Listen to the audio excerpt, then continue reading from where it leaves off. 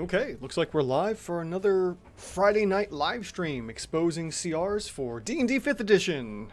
Oh my god, we're going crazy. I mean, not really, but still, it's enjoyable if you like math and a lot of talking and stuff moving around, or not really moving around much on the screen. But hey, if someone's got to do it, might as well be me, because I'm a sucker for math. I mean, even like really difficult math too, so who knows. Let's see here. Alright, I've got to mute some stuff for a little bit. Let's see here, mute the server for an hour so I don't get any pop-ups. Okay, yes, the Discord server. If anyone is interested, I will put that in the chat box. So if you'd like to join up and talk numbers and other various things, all CR related, come do so. We have a Discord. It's fantastic. All right, let's see here.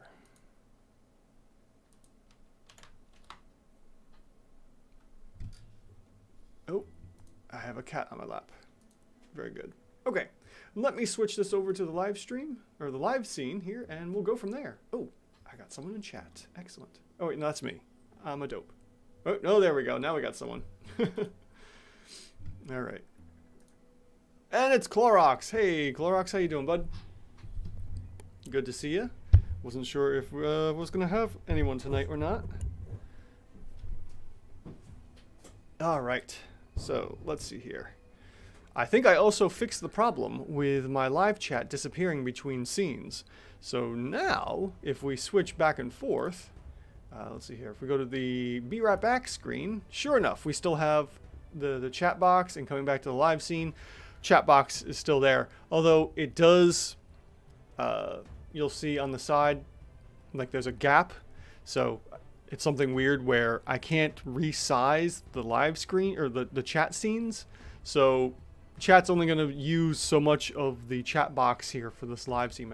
I guess if I wanted to, you know, I could have a other window up or another like camera or something going on, but no big deal. So anyways, Clorox, I have Bludgeon here, your other request for the live scene, or for the live stream here. And without any further ado, let's just jump right into it. Let's see what we got here for Bludgeon. More than likely, this will be a pretty good one, just like the last one was. Okay. So, we have Bludgeon, a medium humanoid monk warforged. I was looking at it briefly before we got into the live stream here and saw that, yes, it was indeed a monk-style NPC.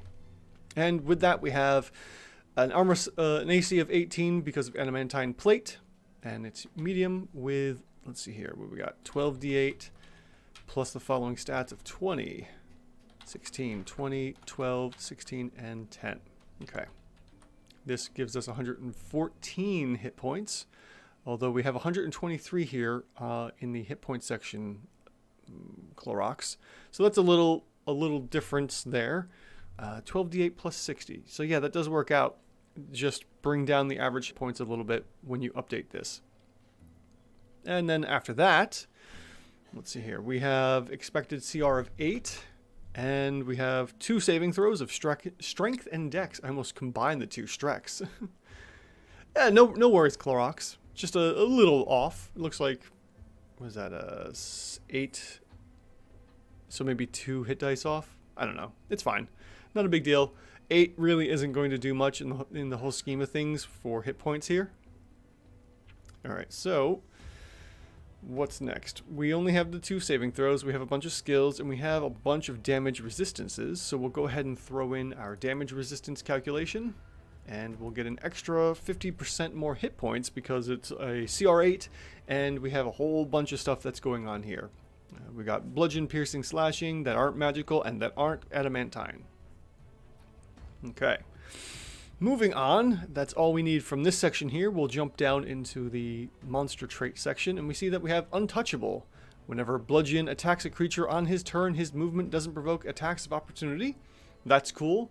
Very much like the mobile feat, I believe. I think that's the feat that players can get, which is same idea. So, that's cool. Doesn't it doesn't like modify our CR at all, especially since we can compare that to flyby for flying creatures, and that does exactly the same thing as well. So we'll move on to Warforged Resilience, and we have advantage on saving throws against being poisoned and immune to disease. Magic can't put him to sleep. Also doesn't affect the CR whatsoever. So we'll move down to Adamantine Plated. Whenever Bludgeon is critically hit, it is instead turned into a normal hit. Additionally, Bludgeon adds his Constitution modifier to his AC. So that's where we're getting the +5 bonus there, on top of the Dex bonus, and getting us the 18. And then lastly, we have Forged Heart. Also the Adamantine Plated does have a slight effect on the overall balance of the monster here, as we would see. Otherwise, it would be a 13 for his armor class. Yes, okay, that's what you wanted, based on being a monk, very hit and run style. So we're looking, hopefully, for a skirmisher style, which, hit and run, if you wanted skirmisher, then in theory you would want to switch the dex and have him have more dex than strength, technically. I've been reading a bunch of the monsters know what they're doing, and technically that's where the skirmisher comes from, having a high dex and low strength, but also high constitution as well, which you have here. But doesn't really matter. It's not that big of a deal, especially since I'm sure all of the attacks are going to be using the strength anyway. So we just have a strength-based monk. Same idea. Alright, so Forged Heart. Bludgeon has undergone the trainings to be a member of the Forged Heart monastic order. This allows him to allows his attacks to count as magical and adamantine. Additionally, the first time Bludgeon hits a creature with an unarmed strike on his turn, the attack deals an additional 7 bludgeoning damage. Cool. Hey, Clawpaw, welcome aboard. Wasn't sure if you were going to be here tonight, but it's good to see you are. Excellent. Okay. So, let's see. We have all that. We will also have one additional 7 points of bludgeoning damage. So we'll throw that into the lair action section to see what happens. Excuse me, sorry about the sniffle. And we have our action section. So we have multi-attack here. Bludgeon makes 2 unarmed strikes, then uses Stunning Strike if available. Alternatively, Bludgeon makes 2 Key Blast attacks. Cool. Alright, and let's see. We have +8s to hit for everything. So we'll go ahead and drop that in for our attack bonus. And then we'll start working out what we have here. So Key Blast is a ranged spell attack. And we're going to be dealing 9.5 points of force damage on this one. So that will simply be 9.5 there. And then we have unarmed strikes, which is the next one. And for this one we have, let's see here, we've got 11.5 bludgeoning damage. And then we also have, let's see, if the target is large or smaller, it must make a strength save or be pushed 15 feet backwards on a failed saving throw. Very cool. And that will be just a push, so we don't have to worry about any kind of extra damage or modifiers to the unarmed strike for that one. And then lastly, we have the Stunning Strike, recharged to 4 to 6, so we'll see that 50% of the time. And this will be, let's see here, +8 to hit. 5-foot reach, and we're dealing 18 points of damage. So this will be 18 here. And if the target is a creature, it must make a DC 16 con save or be stunned until the end of Bludgeon's next turn. Okay, so for the Stunning Strike, we do have a stunned condition. And with that, we need to take into account stunned. And stunned incapacitates a creature for, in this case, 1 round. Normally we would take it for every round of combat, similar to Tasha's Hideous Laughter. So with that, we can cut this down by 1/3. And I know Tasha's Hideous Laughter targets 1 creature. It's worth 11 effective DPR, and we can see that here in my spell damage lookup for Hideous Laughter, which luckily I already had preloaded. Gives us 11 effective DPR, is an action, and concentration. That doesn't really matter. And when we convert it to effective hit points, that's 27. And luckily, we are going to be using it 2 out of 3 rounds of combat. So we can take that 27, hack off a 9, and give us an extra 18 hit points of hit points here, because we are stunning a creature for 1 round and they won't be able to deal damage. And in theory, that will be saving us 9 or so hit points. It's really tricky to say how much damage we would be seeing saved from this. In some instances, depending on the CR of the monster, we might want to ramp that up a little higher. And that could come in the form of figuring out what its spellcasting level would be on average. And I think if we were to do something like that, we would want to go to the encounter builder and kind of work backwards and see what a CR8 monster would be as a player. And that would just be a matter of, you know, trying to decide, all right, we've got one player. Let's see, is it a 10? No. All right, is it a 12? That's a little too high. So we have 11. All right, so in theory, a CR8 monster could be in a level 11 player.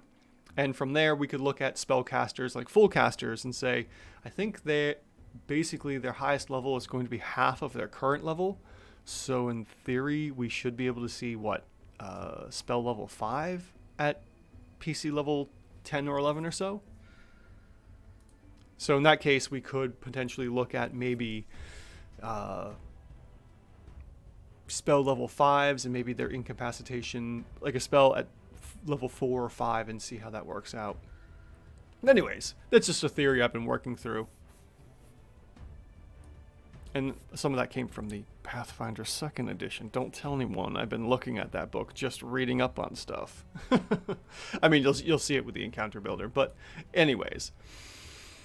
So we're getting, what did I say, 18 extra hit points for the stunning strikes, because we're definitely going to be using that twice, for sure, because it hits so hard. But let's see here. What do we have for a multi-attack? We can do... Oh yeah, we can add in the stunning strike. So that's going to be hitting quite hard. So we'll get our 9.5 times 2, and we'll add in the 18 here for that multi-round of combat. We also have, let's see here, this times 2 on its own, or we could also do the, oh, I'm sorry. I just totally used the wrong calculations.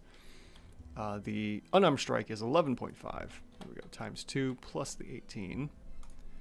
And we'll also do this times 2. I'm not going to worry about the key blast, considering that it's only 2 and it's less than the unarmed strike. So we're looking at a possible 41 or 23. We also have some bonus actions, Step of the Wind and Patient Defense. So let's see, what are we doing for either of these?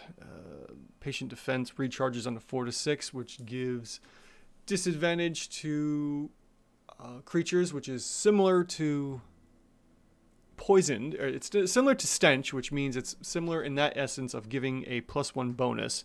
And we can get it once every twice out of 3 rounds of combat, because it recharges on a 4 through 6.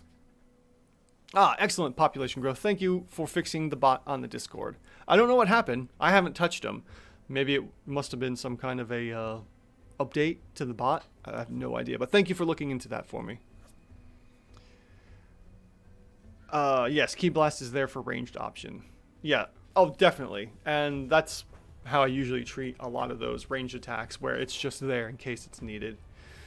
Try give 1 to all my homebrew monsters. Oh yeah, definitely. You need some kind of a ranged attack. Otherwise, you start having the barbarian problem.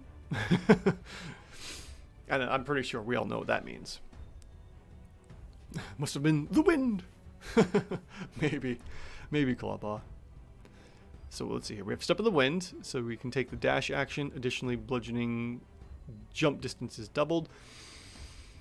That's good. It's similar to Nimble Escape for the Step of the Wind. So let's see here. What does Nimble Escape allow us to do? Disengage and hide. Okay, so we can disengage or hide, but for this one we can do the dash action. So I wouldn't necessarily say that it would be worth the 1 AC for that.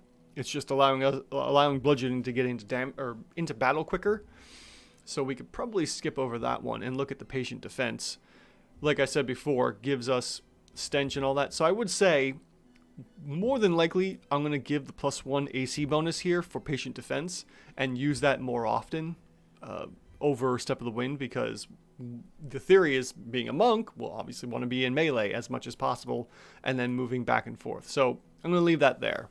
And then we have reactions of Slow Fall and deflect missile. So there's no guarantee that we'll be deflecting missiles, and it's there as an option. So unless the reaction is something like shield or something else like of this nature, I'm probably going to skip over the 2 reactions and see what we get just from this alone. Clawpaw. How many monster requests do we have for tonight already? Just the one so far. Just Bludgeon. I didn't see any others in the channel. I don't have anything lined up either. Oh, no worries, population growth. Thanks for looking into it and taking care of that. If it got muted, that's really odd, but I don't know how it could have been muted. Strange. I hope I didn't do anything. I don't remember muting any bots, as far as I'm aware, anyways. Well, let's see here. Character monster request. Do we have? Did someone? Yeah, we only have the one from Clorox here, Clawpaw. So if you want to throw something into chat or on the in the Discord, be my guest. Okay, let's finish this up. We are looking at, let's see here, round 1 and round 3. Technically, I'm just going to do this. We're going to say the 41 times 2 for 2 rounds of combat, and then we'll have our stunning strike down. So we will just have 2 unarmed strikes. And sure enough, it looks like we are sitting on a CR8 monster, which is perfect. We have an OCR of 6 and a DCR of 9. So very tanky, but we'll be able to come in and do a reasonable amount of damage to get us that CR8, which is excellent. All right, let's see here. Okay. Yeah, Clorox, if you want to throw in another one, you're more than welcome to. I mean, we've got 45 more minutes to go, so if you've got something going on, be my guest. All right, so let's see here. One other thing. If somehow Bludgeon's resistances get bypassed, what are we looking at then? Okay, just drops down to a CR7, which is excellent. And I wouldn't really worry too much about the monster. I think this is a excellent one. You did a good job here, Clorox, and this should be fun once you get it on the table and start using it against your players in some kind of fantastic, crazy encounter. Okay, yeah, I don't see anything else that would cause me concern. That's cool. I like this. This is a nice one too. Tremor Sense. My cousin hates Tremor Sense. Back in the 3.5 days when we were playing that, it was really funny stuff. Okay, so let's see here. Maybe take a look at the Grimalkin and maybe the Pookie Pookie from the Monster Hunter stuff. Do I still have that downloaded? Let's see. Did I download that? I may have deleted the PDF by accident. Yeah, Stormhorse. That's that. Yeah, I'm just going to have to download it again. Based off a Conquest Paladin. Cool. All right. Let me reset this, and let me grab one of Clorox's, or excuse me, one of Clawpaw's, and we'll jump back and forth, depending on what time we have here.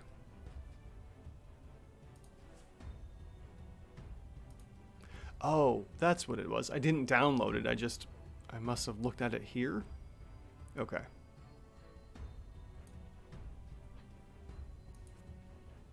Oh, that's what it was. I thought I downloaded this and I did not. Okay. So we'll look at the first one Clawpaw suggested, and then we'll bounce back to Clorox. Okay, let's see here. Thank you for sending the link, Clawpaw. That's super helpful. And we are looking for Grimalkin.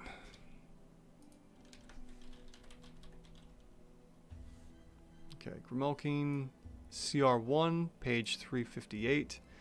So I'm going to have to span all the way down to 358. Let's see here. Where are we at? Ooh, not far enough yet.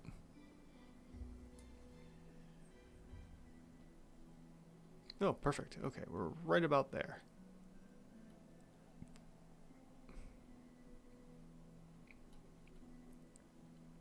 And Grimalkin. There we go. So we're looking at these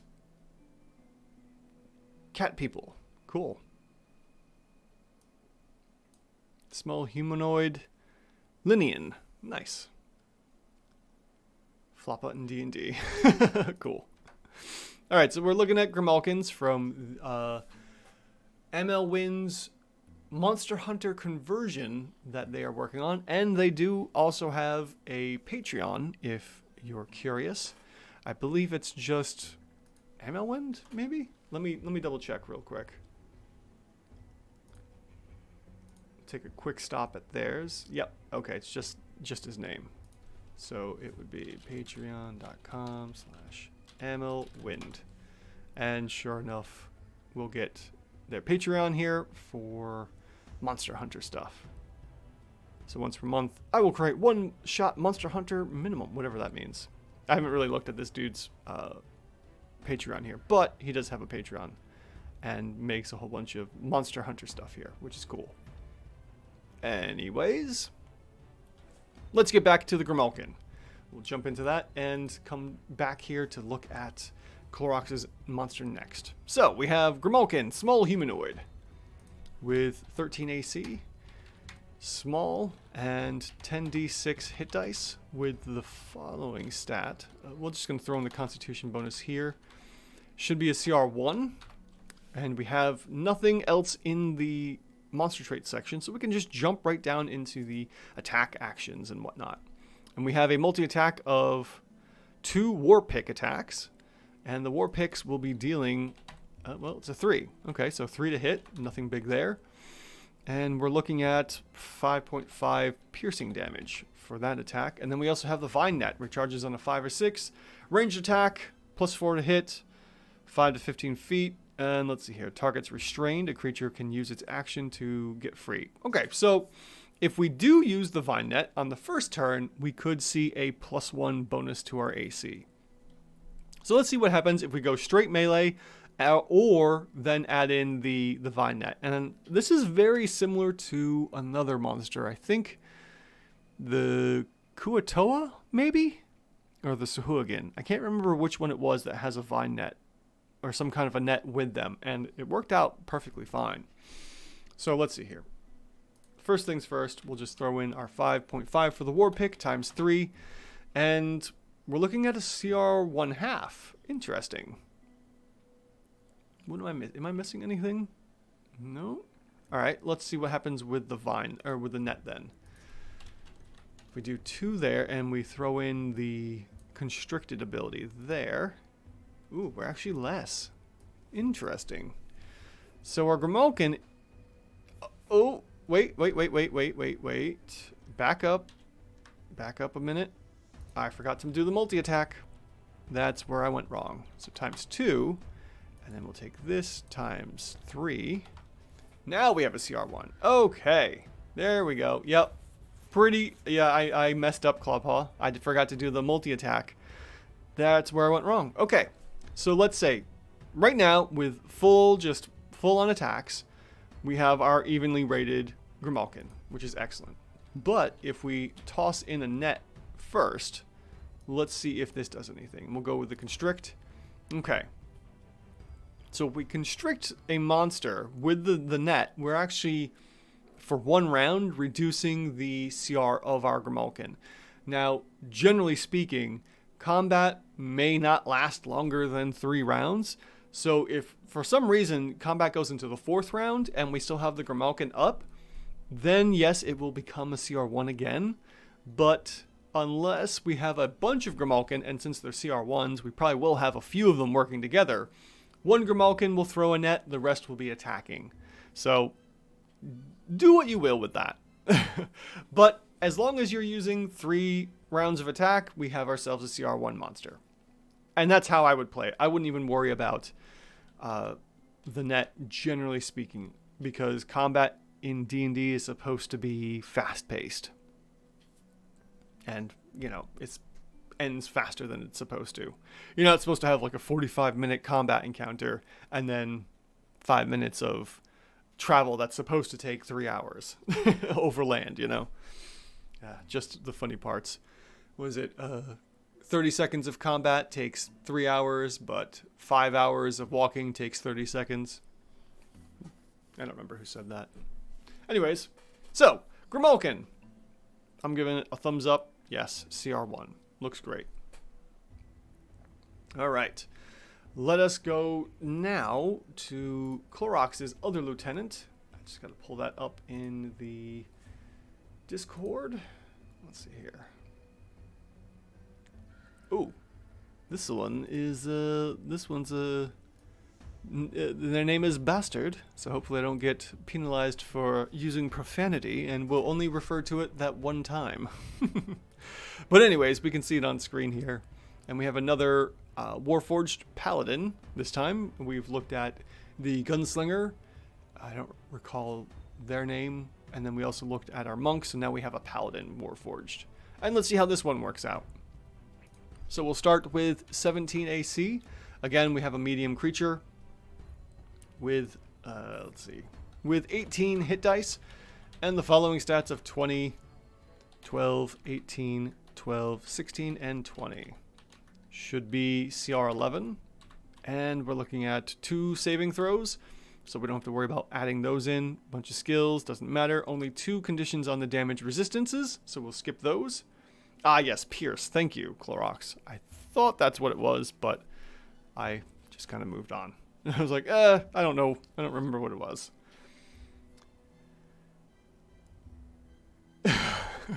You're making a new combat system, Clawpaw? Interesting. We'll see how that turns out. Okay, so our Warforged here only has a couple things to worry about. That everything else isn't going to make any big changes or do anything crazy. So we'll just skip right down into our monster traits, and we have Aura of Protection. This Warforged, with every ally within 30 feet of them, has advantage on all saving throws. Okay, helps everyone else except for the Warforged itself, so we can skip that one. We have Warforged Resilience again, and again, this doesn't do anything for our Paladin in this terms of working at its CR here. And then we also have Aura of Conquest. If the Warforged isn't incapacitated, a creature frightened of this Warforged starts its turn within 30 feet, takes 10 psychic damage, and has its speed is reduced. And has its speed, reduced to 0. Okay, just a little typo there. Let's see here. For my Monster Hunter one-shot, yes, and only the crash test left. Can't wait to have my work destroyed. That's the best part about being a DM, Clawpaw. Oh, the Aura of Protection does work for him as well? You said there, Clorox? Oh, I misinterpreted that. That was my fault. Okay, the Warforged and each ally. Yep, that's totally clear. Has advantage on all saving throws. How do we suppose advantage on saving throws works? I don't know. We could, in theory, I mean, let's think about this for a minute then. Aura of Protection. When we have proficiency, that gives us, or when we have proficiency in a trait, we're getting +2 AC.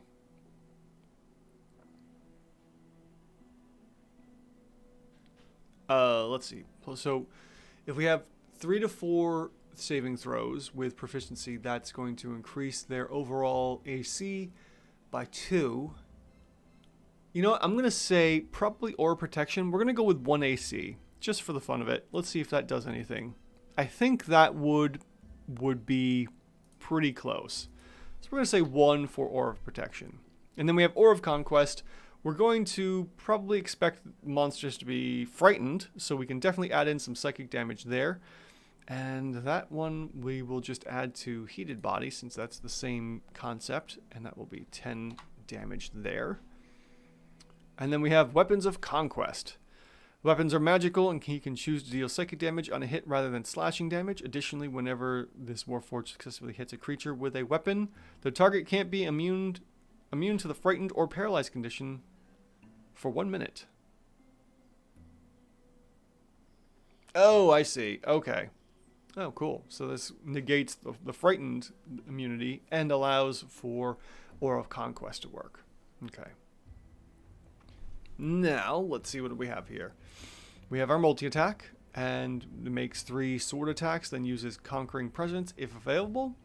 They can then use 2 Bastard Sword attacks with Strife Bolt attacks. Okay. let's jump into this here. Let's see. What do we have to hit? Looks like we have 9. Oh, excuse me. Plus 9 to hit for everything, which is good. Makes life so much easier. And then we have our Bastard Sword of 10.5 there. And we have the Strife Bolt. And that's going to be 9.5.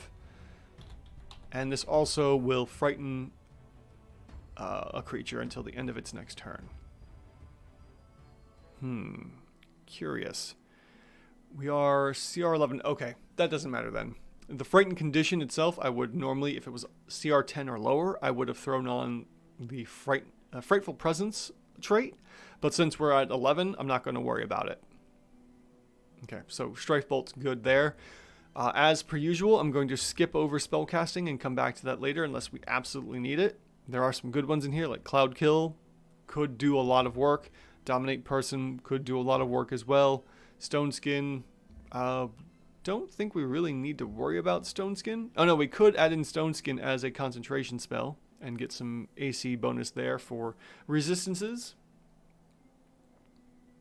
And then, let's see here. Dominate Beast doesn't necessarily matter. Bestow Curse could be a really good one. And a few others. Armor of Agathis as well. Okay. Conquering Presence. Let's see here. Each creature of his choice within 30 feet makes a save. And on a failed save, a creature takes 14 psychic damage and becomes frightened. As much on a save, and the frightened creature can repeat saves. Okay, cool. So for this one, we are looking at, let's see here, 14 times 2. And then we have the multi-attacks. So for the first multi-attack, we have 3 Bastard Sword attacks, then uses Conquering Presence. So that one would be this times 3 plus the Conquering Presence if it's available. Otherwise, it would just be this times 3. And then the last one was, what, can replace up to 2 Bastard Sword attacks with Strife Bolt attacks. Okay, so that, for the purposes of finding the highest CR that we can get, I'm not worried about the Strife Bolt, and I will just leave it at these 2 items here. And then lastly, we have our bonus action and reactions. So we have Tyrant Smite, and it empowers a strike with his tyrannical power. He can expend up to 5 of his hit dice to have the next melee weapon he successfully hits a creature with deal an extra 3d6 psychic damage per hit die expended. Oh, you know what? I forgot all about that +7 hit on for bludgeon.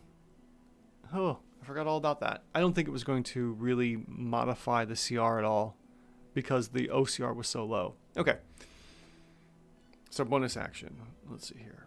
How many hit dice does he have? He has 5 of them. And we're looking at what? 18? So yeah, we could definitely use 5, 10, 15 total in 3 rounds of combat to get more damage for the Tyrant Smite.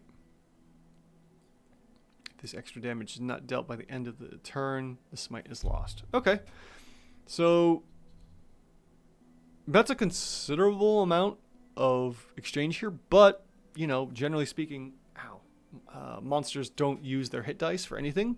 So this is an interesting added resource here. So we can just throw in 3.5 every round of combat. Come on, where's my placement? There we go, 3.5. And then we have Reactions of Retribution. Whenever this guy's hit with an attack, he can use his reaction to deal 5 psychic damage to the attacker. Okay, and we would also expect to see that come into play because more than likely he is, this Warforged is a paladin and they would be in melee combat all the time. So, let's work out what we have before adding in any kind of spells. So round 1, we would be dealing the first round of first bits of Bastard Sword strikes with the Conquering Presence, plus the added Tyrant Smite, and yes, and all right, so it's just 1 attack and the Retribution. So we're looking at 68 there, and then rounds 2 and 3 would just be this plus this and that again Ooh, I missed something. What did I miss? Huh. How did I not hit that in there?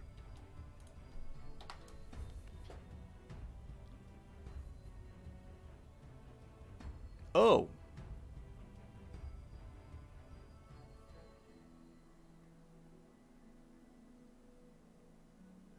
What did I miss? Oh, what did I miss something there, Clorox?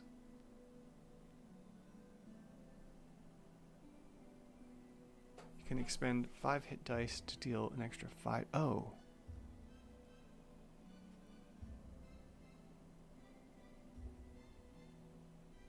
Oh, per hit dice expended. Oh, sorry about that. That was my confusion. Okay, so we're definitely expending 5 hit dice for a total of 17. Okay. That makes so much more sense. Yep, gotcha. I blazed right through that. Okay, so there we go. All right. So it looks like, at the moment, without any spells, we're looking at CR9. Okay. And that's just straight attacking. So what if we were to throw in Cloud Kill? Because I know that is usually a pretty nasty spell. What level is that at?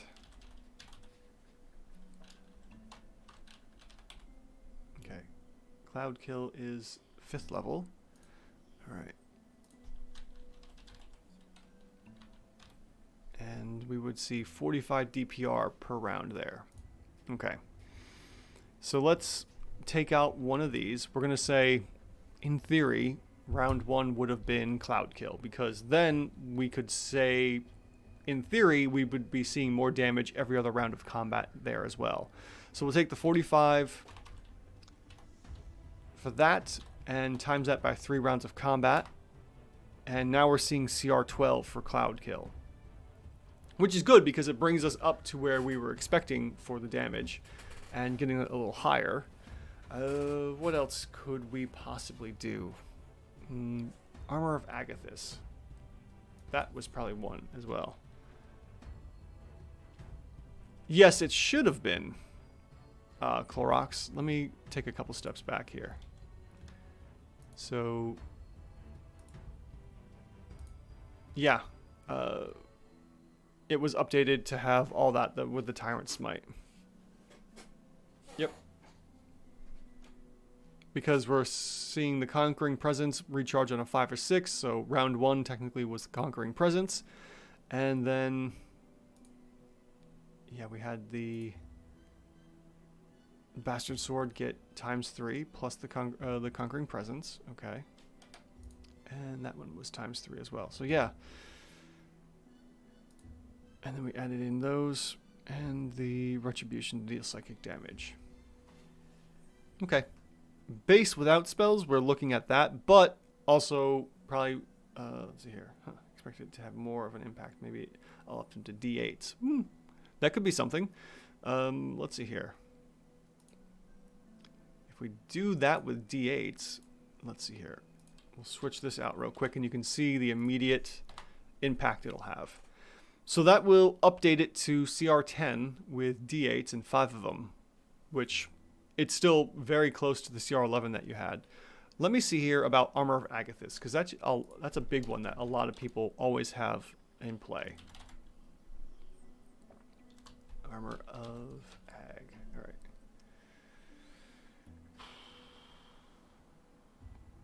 You gain 5 temporary hit points for the duration. And it's set up for 1 hour. So in theory, you could say that Armor of Agathis was cast before combat started,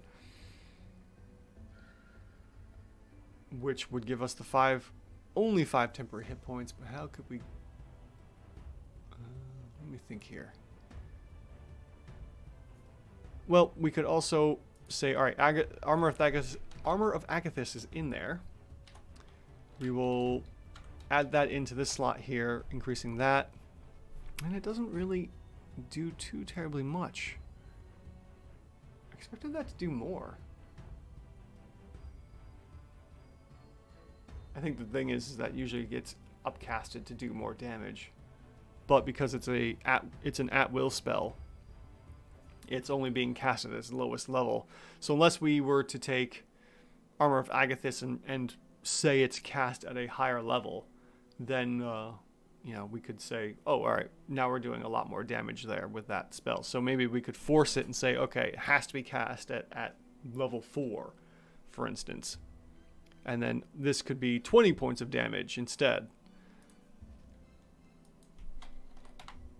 And then we're seeing a CR 11. So if we were to update the hit dice damage to D8, and we say Armor of Agathis has to be cast at level 4, then we're also getting 20 temporary hit points as well, which wouldn't last too terribly long, but it still gives us an extra 20 hit points on top of that. Let's see, how does that work things out? Did that modify it at all? Yeah, that did. Okay. Let's see here. What if we were to say level 3 instead? And switch that down to 15. Yeah. Play around with it, Clorox. I'm sure we can get there with it. Spells are so tricky. It's such a pain in the butt to try and find like the right combination of things. But anyways, it's there. It's right around there somewhere. Another good one, Clorox. I like it. I would use it. It's a cool monster. I like the ideas and what you have going on here. Okay. No, not at all. Shouldn't be too hard at all. Okay, let's see here. What was the last one that Clawpaw had requested? And that was... Scroll back up here a bit. The Puke Puke. I think I'm saying that right. Probably not. Alright.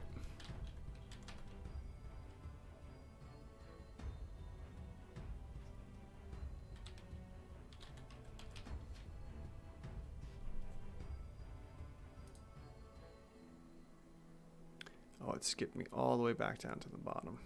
Alright. Click there. Okay. Oh, wow. The Puke Puke is a CR4? That's really unexpected. Page 15. Ooh, went too far.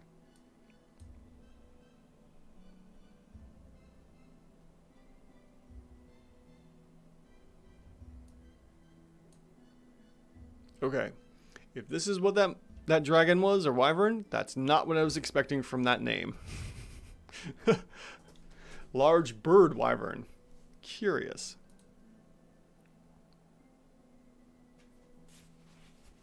It's just a baby. Oh Lord. This is a baby. That's it. That's concerning. Okay, let's see what we got here for the Puke Puke. Alright, we have 12 AC, natural. And then we have large wyvern. I have no idea. I was expecting something small, kind of cute, maybe like a weird jelly blob with a funny little face to it. I don't know. Puke Puke wasn't that in my mind initially. And we're looking at, what, 13 hit dice? With a constitution bonus of 15. And we've got CR4. CR4. Okay, sure. We've got 3 saving throws, so we can modify its effective AC from that. And then we have nothing else in this area here. Oh, excuse me. Oh yeah. No, that totally makes sense, Clawpaw. I mean, it does have a funny little face. And I'm sure it looks it's probably very adorable in the game. In theory, anyways. But that's pretty funny. Okay. We're moving on to the diet. A creature that is poisoned by the Puke Puke suffers from an extra condition based on what the creature has eaten. To determine what condition, roll a 1d4. On a 1 stunned, 2 deafened, 3 paralyzed, or 4 blinded. Okay, that's an interesting trait. Oh, poisoned. I was thinking something completely different. Okay. With 250 hit points? Yeah. All right. Once we get that all worked out, I'll just update the hit points and see what we get. Okay, so we're looking at poisoned as well as either stunned, deafened, paralyzed, or blinded. And they all are going to add roughly... Well, wait, let's see here. So we are going to get poisoned somewhere down the line here. So we can go ahead and add in the stench ability, which also poisons, and adds in 1 effective AC, although technically it might be higher with the poisoned condition itself. I don't know. We'll see how it works out. Multi-attack. Into the action section. Its in-game description states it is a dire predator that lurks in the shadows of the first area and is a terrible foe to face. So, pretty cute. I'll take your word for it. Ugh. I can only imagine. Okay. The multi-attack here. 3 attacks, 2 with its tongue, and 1 with its tail. And it can replace any of one of these attacks with its poison spit. Okay. So we're looking at +5s to hit pretty much down the line. So I'm not going to worry about the +4 to hit here for the poison spit. We got 2 5s, so that'll average out to a 5. The tongue, let's see here. The tongue is dealing 14 damage there. The tail is dealing 12 damage. The poison spit is dealing what? We're looking at 10.5 and poisoned for 1 minute. A creature can repeat the saving throw at the end of its turns. All right, so we don't have to worry about that. And then poison spray, we have the following: 30-foot cone, constitution save, and 27 damage. So we'll take that times 2. And then we have what? 1 minute, so much. The creature can... and gets poisoned. No, wait. That wording is confusing. DC 12 constitution save or take 27 poison damage and... Oh, be poisoned. That's what I was missing. Okay. So we're looking at a bunch of different ways to get poisoned. And with that comes either being stunned for the duration. So that would be, what, a total of 27 effective hit points, potentially, on upwards of 2 targets. Deafened, blinded and deafened come up here both. So blinding and deafening is a 2nd level spell. Blindness, deafness, although it is one of the 2, so I would cut that into half. So we're looking at, let's see here, 11 there, plus we'll say half for blindness or deafness, and then paralyzed is also an incapacitator, which technically we should look at it more as a, well, stunned also does the same thing. I'm not going to worry about it. So we got that, and then we'll divide that by 4. Nope, not multiply, divide by 4. So we're looking at 7.5 effective DPR. All right, so the diet here, we're going to look at that and add in, we'll round down since it's effective damage and take that as 7. So total of 17 extra hit points for the diet ability. All right, now we have our multi-attack, and the multi-attack was what again? 2 tongues and 1 tail, or a poison spit. All right, so I will just stick with 2 tongues and 1 tail, since it does the most amount of damage. Okay, so right off the bat, poison spray. That's our #1 move. And after that, we'll do 2 rounds of the multi-attack, times 2. And we get ourselves a CR 5. Interesting. Okay, so our monster here is technically a little underrated by CR 4. It's only 1 off, so I wouldn't be too worried about that, especially with, you know, if you happen to have poor dice rolls, we might not have that big of an issue. And it really depends on what's happening here with the diet. So let's see what happens if we remove the extra hit points here. All right, that doesn't do anything. And what if we resist getting poisoned? If we resist getting poisoned, now we have a CR4. Wrong CR'd. Yep. Barely. With such a low constitution score, I'm going to lean more towards this being correct at CR4. It also comes into play with the whole monster that I'm looking at for this week coming up in the shorts of the giant centipede. The giant centipede heavily relies on that. And we looked at it last week in the live stream. It heavily relies on that poison damage, but because it has such a terrible DC, there's a good chance that, it's going to be resisted. And in this case, with a DC 12 Constitution save, I would hope that most players would have at least a +1, if not a +2, and then we're looking at a straight, just 50-50 chance of beating this or not, really. So, I would say CR4 is more than likely correct. I wouldn't see this poison condition coming up all too often with such a low DC 12 save here. So, CR4 or 5, not that big of a difference, and I think we're good. Oh, Lord. Yeah, we still have some time. The last lieutenant in the monster request. Okay, let's take a look at it. Let's see what we get here. All right. Back over here.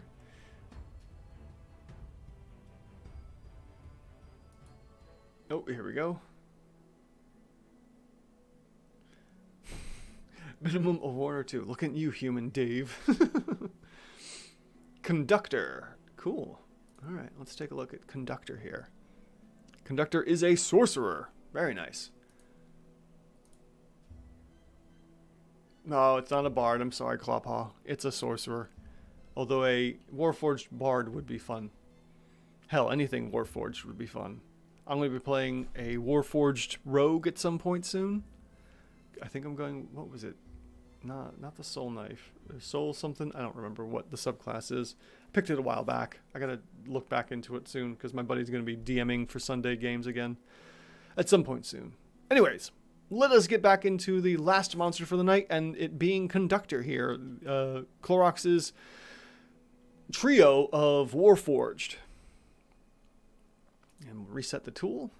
And we have 16 AC, which includes the Storm Shield. Interesting. 14 hit dice with the following of 10, 16, 16, 11, 15, and 20. Should be CR8. Oh yeah, for sure. I just like the idea of humanoid looking, cyborgs, androids, or whatever you want to call them, running around. I had a couple of requests for Eberron monsters in the short, so I've got a few of them coming out each week now until I get through all of them. And there's not too many Eberron monsters, sadly, so it shouldn't take too long to get through that book. Okay. 2 saves, we can skip over that. 1 damage resistance, don't have to worry about that, and a couple conditions. So we can skip through here.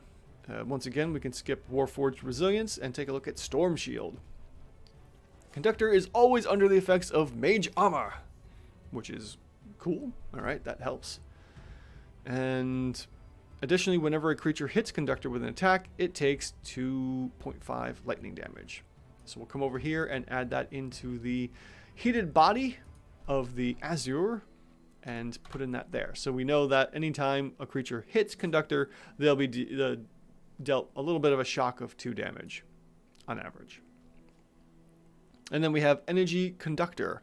Whenever Conductor takes lightning or thunder damage, she instead takes half damage, and the next time she deals damage with a spell or attack, that spell or attack deals an extra 7 lightning or thunder damage. So, considering the sources of lightning and thunder aren't too often, we're looking at maybe another enemy sorcerer or wizard, possibly a warlock or somehow a bard, probably. I mean, even clerics with Thunderwave. The chances of getting dealt that aren't that high, so I'm going to exclude this trait for now and see where we're at. And then moving on, we have Heart of the Storm. Whenever Conductor casts a spell other than a cantrip that deals lightning or thunder damage, a stormy aura surrounds her. In addition to the spell's effects, creatures of her choice within 10 feet of her take 5 lightning or thunder damage. Very cool. Curious. Stormy aura surrounds her in addition to the spell's effects.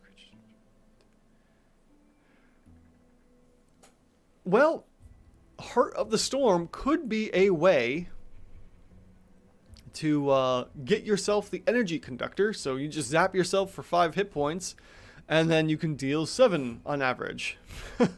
It could be worth the gamble if you wanted to really get in that extra damage there. I thankfully have an artificer that will be dealing both often. She's meant as a foil to have them incense if the party comes to blows with the Lord of Blades. Gotcha. Okay, that makes sense then.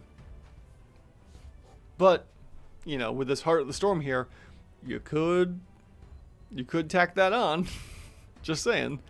So we'll also add in with the heated body here from Storm Shield, the extra 5 lightning damage as well. For, let's see here. Actually, we could add in 10 because since it's 10-foot aura.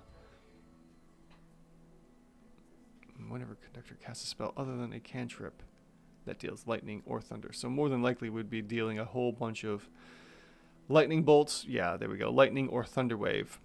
And we have chain lightning as well. Okay. So we can definitely say we would be getting that extra damage in here. And we'll say, you know, more than likely we would probably be close to 2 targets in theory, although it is a sorcerer, so she shouldn't be up there. But just in case, we could add in, you know, 10 extra damage. Okay. Moving on. We have... excuse me. Getting late. Multi-attack of 2 Storm Strike attacks. And then we have, let's see here, +8 to hit for both spells and melee ranged weapons. Excuse me. Melee or ranged spell attacks for Storm Strike, which is excellent. And we'll see here that we are dealing 15.5 damage for that. We have a bunch of spells. And then Forked Lightning. And Conductor unleashes arcs of magical lightning up to 3 creatures she can see within 60 feet of herself. Each target must make a dex save or take 28 damage. So even though it says up to 3 creatures, we would generally only take 2 failed saves worth of that damage. So as per usual, we'll take that 28 times it by 2 for a total of potential 56 damage from Forked Lightning. And then we also have, for bonus actions, let's see, Storm Step. They can, let's see here, teleport, and then, wait, flash of lightning to an unoccupied space. No, not teleport, excuse me. Yes, teleports in a flash of light to an unoccupied space you can see within 30 feet of her. Each creature for choice within 10 feet of her takes 3 lightning damage. Okay. So we would definitely be doing bonus step for sure to deal that extra damage in. So we will say an additional 6 points of damage there. And then a reaction to negate magic. Let's see, casting a spell. She tries to interrupt it. If a creature is casting a spell on the floor, blah, blah, blah. Alright, so we don't have to really worry about reactions here because it's not all too often we'll see magic being cast. So it's there to use, and if we need it, Conductor has it. So let's see what we have right now without adding in any spells. And we would say 2 Storm Strike attacks. Alright, times 2. And then we would deal the first one here of Forked Lightning, and then this times 2 rounds of combat. So for that, we're looking at CR 7, which is plenty good. We are expecting the sorcerer to be casting spells more often, so let's wipe all that out. And we'll say, alright, definitely would be using Chain Lightning, for sure. And Chain Lightning is what level? That is a level 6 spell. Okay, so let's get the damage for that. Chain Lightning will be dealing on average 90 damage. So we could say right off the bat, first attack, Chain Lightning. And then after that, we could do the Forked Lightning for round 2. And then for round 3 would be dealing Lightning Bolt damage for sure. And Lightning Bolt is also 56 points of damage. So our Sorcerer could be a CR9 with a proper use or a really good use of Chain Lightning, followed by either 2 Lightning Bolts or 1 Lightning Bolt and 1 Forked Lightning. So a little over, but also a little under, which is actually pretty good.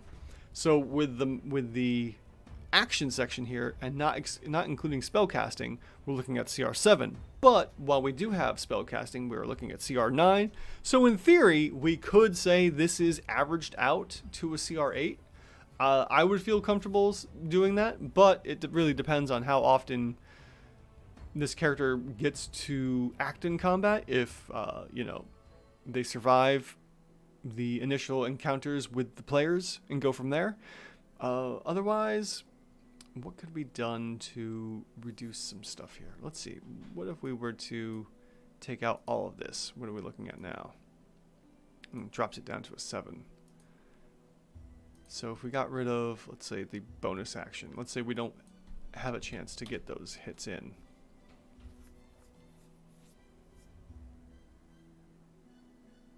Yeah, Chain Lightning is a good one. I haven't had a chance to ever use it, but I know its potential power there. But I did knock off the damage from bonus or Storm Step because in theory we would want to use that as a means of escape, not necessarily for offensive purposes.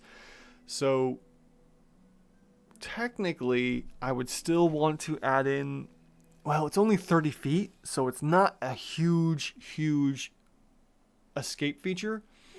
We might say a little bit of maybe effective hit points, which shouldn't. Well, let's see here. Now that would really throw things off. Well, in theory, if we don't get a chance to really use Storm Step, we're looking at CR8. But I'm comfortable saying that CR8's probably a good range for this for Conductor here. Clorox, good job again on this one. I think it's an excellent monster. All right. And, yes, Misty Step at will, for sure. Where is Misty Step? Misty Step. 16. Yeah, that is a lot when we convert it to effective hit points. 40 here. And let's see, what would be happening with that? Yeah, I knew that was going to be a bit of a big jump. Yeah, it's back to CR9, which it's not terrible. I think this is a good balance between its, you know, Storm Strike attack and using some of its spells and what have you. So I think CR8's probably a good spot for this monster. All right, everyone.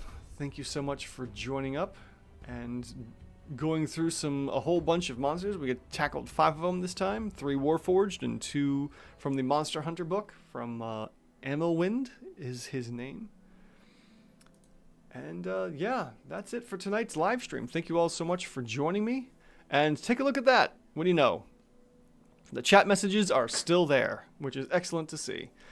Yes, so as always, thank you to everyone that stopped by to join me with the live stream. Clorox, Clawpaw, Population Growth was in here briefly. And I think that's it. So thank you all so much for joining me. You guys are awesome as always. And thank you so much if you watch this later on.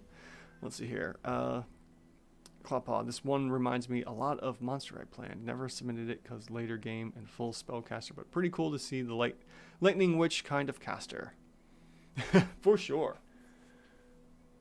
I've got to let my cat in. So I'm going to wrap this up. It's raining here and he's getting pretty agitated. Staring at me through the window. So yes, thank you all for joining. You are all awesome. And this is me, Andrew, asking, are your encounters even rated? Have a good night, everyone, and I will see you next Friday.